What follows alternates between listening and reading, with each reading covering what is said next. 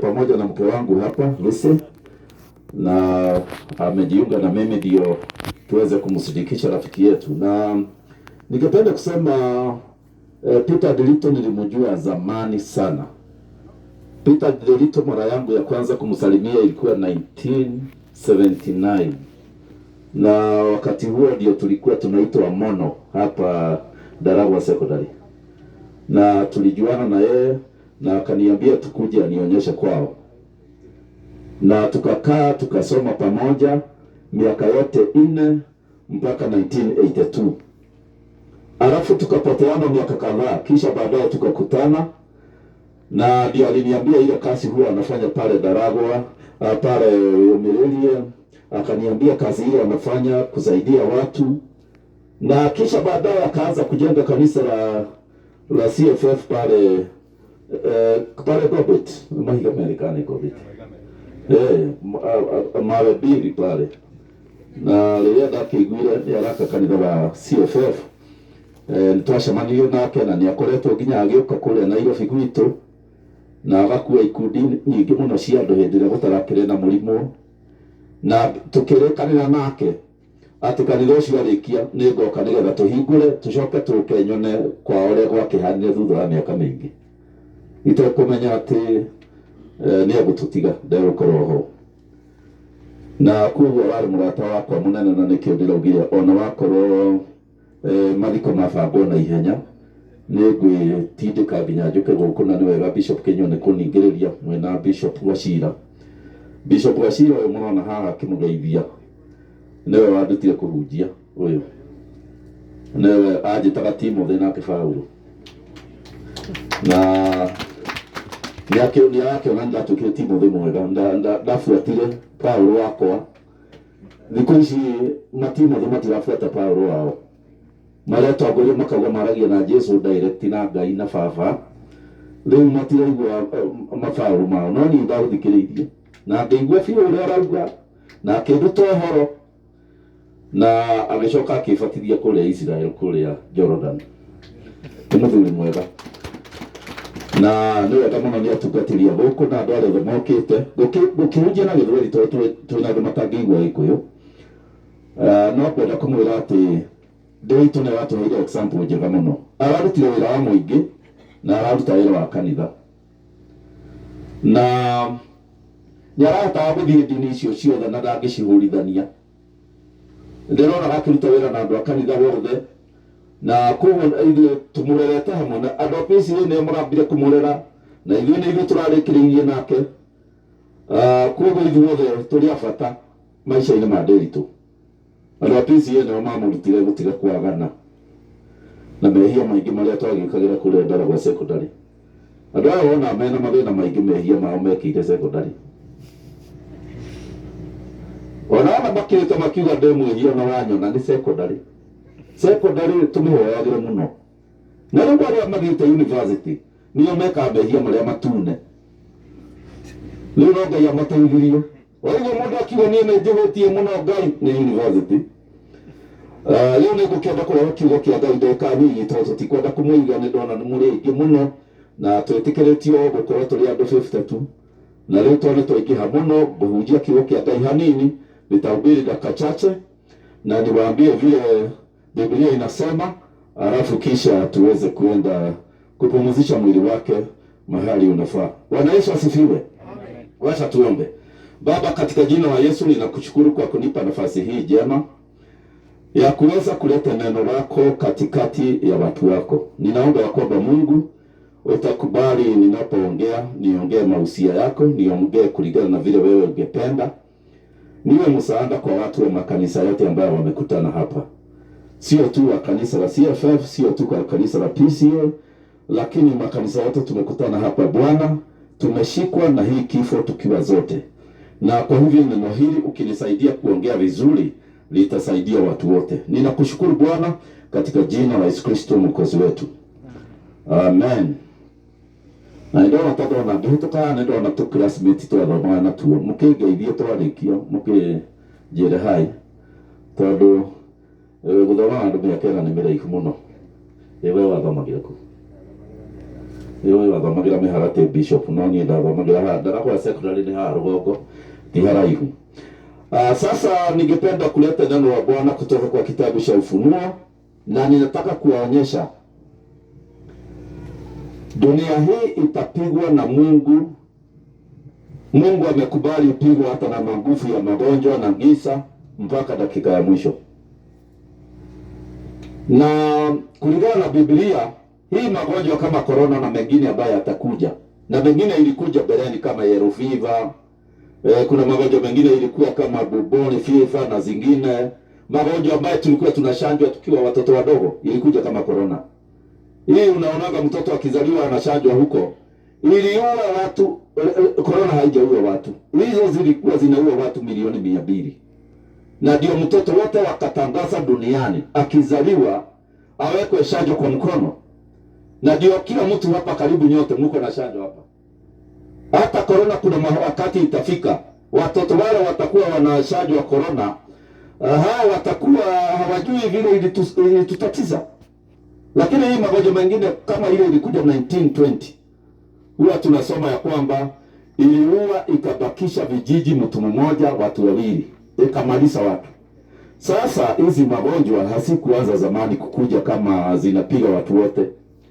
Na Biblia inatuambia kwamba Mungu alisema atakapokaribia kumaliza dunia hii, maana inaenda ikiharibika, kutakuja magonjwa ambaye haina tiba. Akasema dunia itatigiswa. Akasema dunia itajaa moshi. Kama leo ukiangalia ile mlima ya Aberdare, unaona imejaa blue. Zamani hazikuwa zinajaa blue hivyo. Hii moshi imekuja wakati imekuja kama miaka 30 imepita ama 40. Ndio tumeanza kuona mvuke wa moshi. Ule umetabiriwa kwenye kitabu cha Mitume sura ya 2 ya kwamba siku ya mwisho ikikaribia dunia itajaa mvuke wa moshi. Dhato wadogo. Sasa ukienda hata kule juu ukiangalia kule Nyahururu unaona kote ni blue. Hiyo ni saini ya kwamba Yesu yuko karibu kurudi.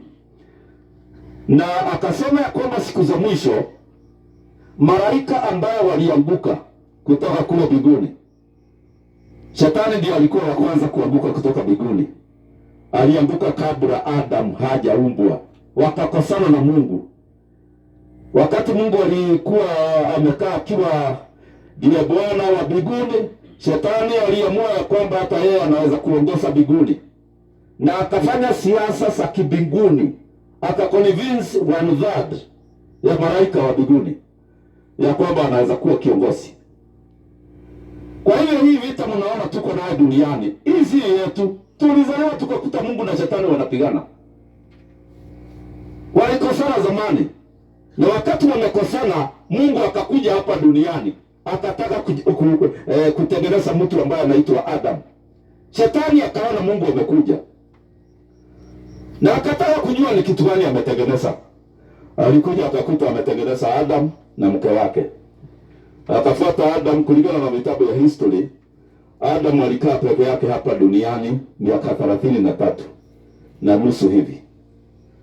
Mungu akaona amekuwa runye, hakuna wanyama wanasikizana, akamtengenezea mama. Mama alidanganywa na miaka 3. Mama alikaa tu miaka 3 na Adam, hata hawakuzaa mtoto hata mmoja. Shetani akakuja akamwambia mnafinyiliwa na Mungu. Na mpaka leo hiyo ndio maneno ya Shetani. Anaambia wanawake wanafinyiliwa na Mungu. Mungu hataki wafurahie, hataki wasikie raha, hataki wa enjoy kinywaji. Leo ndo amenya mahitia magai na kenera tuhinyiriria dareda tunywe na nyamu ino niguo yeshama. Hii maneno yote ni Shetani alikuja akaambia Adam. Na akaambia mke wa Adam. Alimwambia kwamba mnafinyiliwa. Mungu anaogopa msiwe kama yeye, ndio hata anawaambia msikule ile mti na vile iko tamu. Mama akakula. Kuanzia hapo sasa mwanadamu akanyang'anywa kifunguo na mamlaka yake. Kuanzia hapo Mungu akaanza mipango ya kumrudisha mwanadamu Eden. Hizi nguo mnaona tumefaa ni saini ya kwamba mwanadamu alifanya dhambi. Hivyo tutiogopa tuwekelele nguo, tuogopa tuikarage ta ng'ombe na mbũri na indo iria ingĩ. No ni ũndũ wa Adamu kwĩhia, watu wakawa ushi, na ikasemekana ya kwamba ni lazima tufae nguo. Kwa hivyo hata ukivaa nguo mzuri namna gani usijidai. Ni saini ya kwamba tulianguka. Na wakati tutaondoka hapa duniani ndio tutaelewa mambo haya tulikuwa tunahubiri ukweli wake. Na kwa hiyo Mungu akasema siku zile sasa shetani atakuja kushindwa. Maana Mungu alikataa kumuua shetani ama kumharibu. Alisema nitatumia njia ya haki. Nionyeshe dunia mzima ya kwamba wewe ni mbaya. Na imechukua muda mrefu. Sasa tangu Adamu aumbwe mpaka leo is about 6000 years.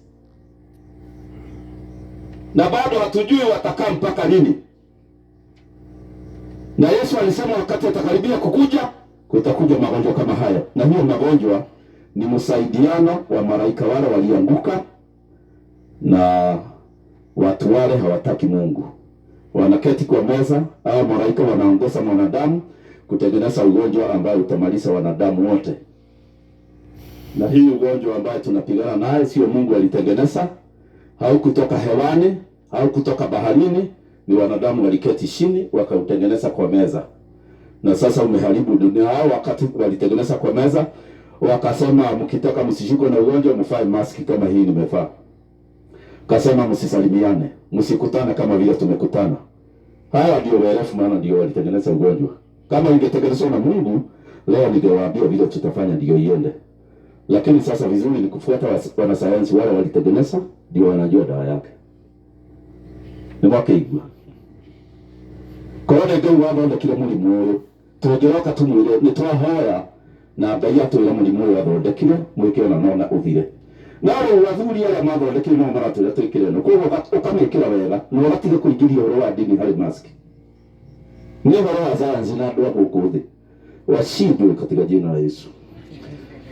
Ni mara tuiguithia ũru mũno tondũ rĩu nĩ tũngĩagithania haha na athuri aya gũtirĩ ndagaithia hunjia ona bishop wa Chiro ũyũ wanderire ndiramũgeithia tondũ nake onake ndangĩenda ndĩmũgeithie tondũ nyumĩte Nairobi kũrĩa kũhinga. Rĩu tũgĩikairie ũguo. Leke tuone Bible tuigue uria rauga. Hari mehia matandatu. Kuna dhambi sita zinafanya Mungu apige dunia. Na imeandikwa ya kwamba hizo dhambi sita watu hawatawacha. Na mtu yote anataka kujiunga na pande ya Mungu, hizi dhambi sita lazima uangalie kama unazo. Uachane nazo. Hii si mambo ya kanisa. Hii si mambo ya kanisa kwetu. Hii si mambo ya kanisa kwenu. Hii ni mambo ya Mungu na shetani na watu wa dunia. Ya kwamba Mungu anapiga dunia ndio wawache kufanya dhambi. Lakini zimeanakiliwa hapa dhambi sita ambazo watu hawatawacha. Fungua pamoja na mimi Ufunuo sura ya 9 mstari wa 20. Inasema baada ya mapigo haya, na ukiangalia hapo juu, hii mapigo inaletwa na malaika wale walianguka, wamefungwa pale Euphrates. Wale mnajua geography. Euphrates kumefungwa malaika hapo wale walifanya dhambi. Walifanya dhambi gani? Walitoka biguni wakakuja hapa kuoa wanawake. Mokire goko makiwa nimekuhikia tumia na magishia rado muno matuthumbulite goko the miaka yothe. Na wakati walikuja hapa duniani walishikwa, viongozi hao malaika walishikwa, na Biblia inasema ya kwamba walifungwa pale mto wa Euphrates. Na ukiangalia hapo juu ya hapo nimesema tusome kama mstari wa 15. Unasema wale malaika waine watafunguliwa waliokuwa wamewekwa tayari kwa ile saa na siku na mwezi na mwaka, ili waue a third of the world. Kwa hivyo hao malaika wamefungwa hapo, wako na hasira nyingi, na walifungwa kwa sababu waliasi biguni baada ya shetani kuanguka. Wakati wa Genesis ndio malaika walikuja hapa duniani, na kwa watumia nimekwenda makarola gati mundu araga ene gukuhikira mone ndakorora mundu no kamuria umete ku we wau ile bwana wake hawakuuliza mage nyinyi nete mwanake murungaru na kwa nini andu magote kumakura iguru. Sasa walishikwa na Mungu wakafungwa pale Iraq na Iran, ndio River Euphrates imepitia hapo kwao. Walifungwa hapo wakingojea siku ya mwisho, hata na siku ile watafunguliwa. Kwa sababu ya hasira wataua 1/3 of the world. Sehemu ya 3 ya ulimwengu ni karibu bilioni, ni karibu bilioni ya watu. Na kwa hivyo tusisome hapo sana, tuangalie mstari wa 20. na wanadamu wale waliosalia wasiouawa kwa mapigo hayo hawakutubu, hawakuzitumbia zile kasi ya mikono yao. Atena ona todo ve eko huru ginya huru na corona mehia maya andu matiretikira kumahera ginya no corona ire kwa andu murakiria ndirakimona ngatheti-ini nimeetie muthuri ni ora mutumia wake niaka na andu mationa corona yukite ihure gicunji gia gatatu gia thi gihie sehemu ya tatu ya ulimwengu ichukuliwe. Na bado hizi dhambi watu wanafanya. Dhambi ya kwanza ni gani? Hata wasiwasujudie mashetani. Ni devil worship, dhambi ya kwanza. Hata kama dunia inapigwa na watu wanaona kabisa ni Mungu anapiga dunia, hawana furaha, wanaendelea kuabudu shetani. Na leo si ajabu watu wengi kwa biashara wanaweka tuvitu ya shetani ya kuwasaidia. Wanaangalia ni shirika watu indo twakugitira. Hata mangali inawekwa tuvitu ya kulinda ya kishetani. Mtu ndio apata promotion anaenda kwa mshawi. Na mshawi ni mtumishi wa shetani. Na mganga ni mtumishi wa shetani. Wanaenda huko bado wanaabudu shetani. Hata hapa Mungu kama tumekuwa tumepewa ruhusa ni wafanye hapa biligisheni. Niseme ya kwamba pale nitasimama pale nisaidiwe na polisi ni wafanye biligisheni. Ile ushawi tutaweka pale hamtaamini. Ingine hata imefungwa kwa kiuno. Ile gari ya goile na sigari ya kukapa ikaanguka hapa alafu watu wakatolewa nguo. Tulipoenda pale kuwasaidia, si tulikuta wamefungwa mpaka mifupa ya vitu vimekufa kwa kiuno. Bila mudhuri mwakero ine mutumi wa kukindu kile koragwo yohete akigwa uti wako. Akiro ati wako. Tawa modo shibuli onete kama wako na kiro ya uchaitani. Na niko kwa umetotindikile. Anaweza kuwa kuna kitu ya ushaitani huyu mmekaa karibu na yana vile tumesukumwa na corona. Na corona ni mapigo kutoka biguni ya kushukua wanadhani of the world. Wanadamu waliosalia wasiouawa kwa mapigo hao hawakuzidubia kazi za mikono yao. Hata wasiwashuhudie mashetani na sanamu za dhahabu. Nilienda siku moja kuhubiri kwa sekondari nyingine iko hapa Nyandarua. Kulikuwa na wanafunzi 800. Nikasomea hizi vitabu na nikawaonyesha vile kubeba vitu vya kishetani si mzuri, sio mzuri kuwa katika mifuko yako na vitu hivyo kipepo, na nikawaambia kwamba hizo vitu zote walete hapa mbele. Na hawa ni watoto sio watu wazima. Walileta mpaka kamilion. Niliuliza ile kijana aliweka kamilion, waliweka watatu kila mtu kamilion yake. Nikawauliza hii kamilion ikufanya, wakasema ni ya kusaidia mitihani kupita. Kamilion few. Ikutasaidia kuhitoka kiwango ya secondary. Wengine wakatoa meno. Wananiuliza meno ni ya nini? Ananiambia hii meno inakusaidia mtu akikuchezea anaumwa naye. Wengine wako na maji. Wengine wako na vitu ya kuweka kwa mikono. Hata watu wamepewa ya bahati. Mwingine anasema ni shosho alimwachia. Hiyo ni kitu ati ukimchezea utakufa. Hiyo ni kuabudu shetani. Na sasa hata kuku inatumiwa kuabudu shetani na ni chakula. Leo hivi tunataka journalist hadi huko kweli. Hata unatafuta jaga video ikusaidie katika mambo ya biashara. Hata unaweka kwa nyumba yako vitu ya Mombasa ndio ikusaidie. Biblia inasema watu hawatatubu mambo ya kishetani. Namba 2, sanamu.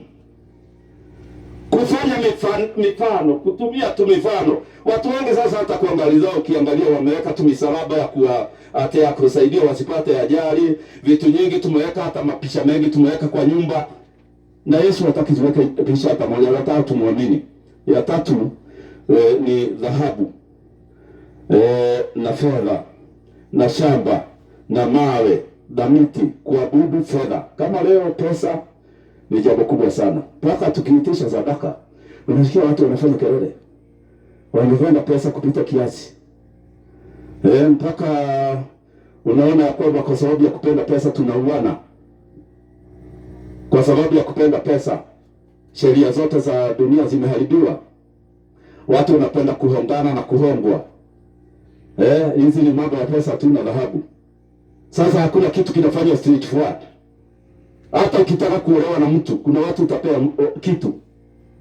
Wala wakumahe na guthukirie. Hata nasikia ati ndio huo sikilizi ya kibishop unapeana kitu. Katibu ndira iguire. Atuenda kitu ya kanitha. Haria thurio kuona. Mundu muna giko gava na kuthukite. Ndika kwa nyine guthukuguo. Ija kanitha guthukire. Tutaheana takiendo mundu ucio ndakare kwa tuike munene. Na Biblia inasema hiyo ndio itasubua watu. Alafu hiyo nyingine yaani wataabudu mashetani, sanamu za dhahabu na za fedha na za shamba na za mawe na za miti isiyoweza kuona wala kusikia wala kuenenda. Leo imani ya miti imerudi Kenya. Tunaamini miti sana. Hiyo miti ndio itakusaidia. Na Biblia inasema imani hiyo ya miti imekatazwa. Maana miti haioni na haisikii. Katika Bible sharishiwe tamaa yako hivi yote huko. Mtu mmoja ungekutasaidia kwa dhino. Hakuna mti inaweza kusaidia wewe. Lakini sasa kuna mti watu wanafikiria hiyo ndio msaada wao. Lakini Biblia inasema kwamba haziwezi kuona na haziwezi kusikia. Haziwezi hata kuenenda. Ona mtisho ndio kule aliyogutaidia.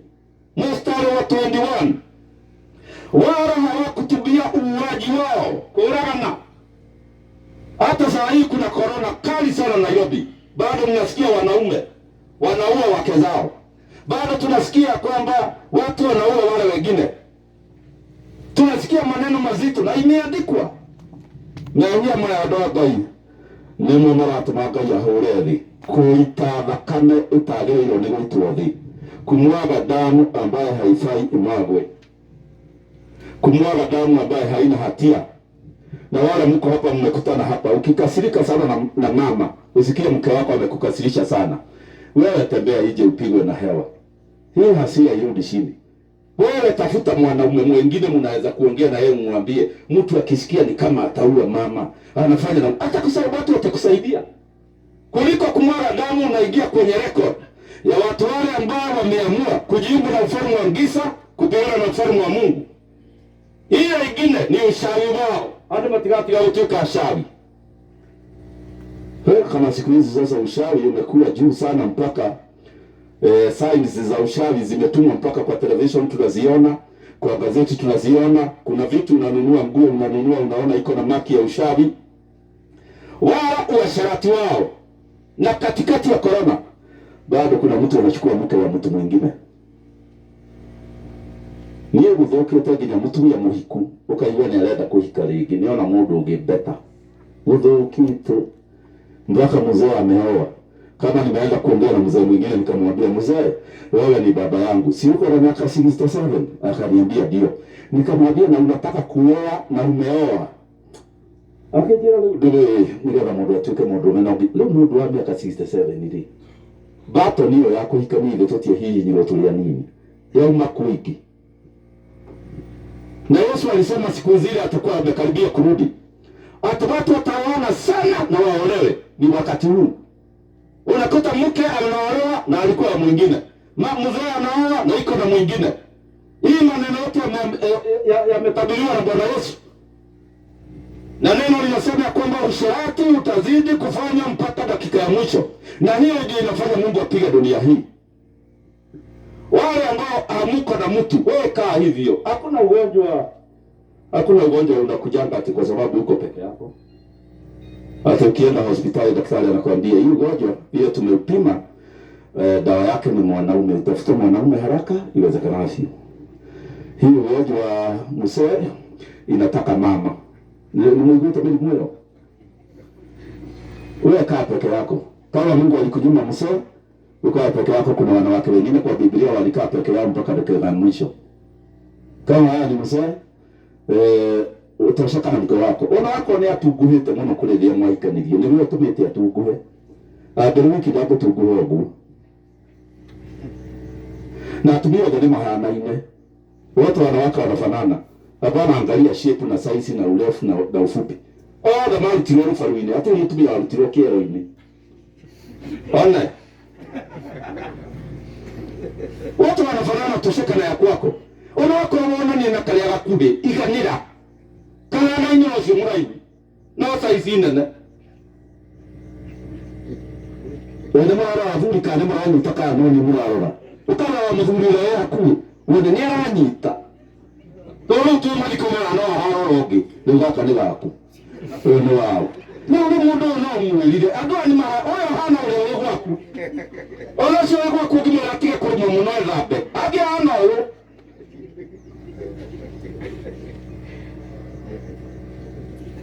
hizo ndizo dhambi sita. Ya mwisho ni ya wizi, kulia. Hiyo Kenya imetukalia kweli kweli. Kulia mpaka watu wanahesabu sadaka wanaiba.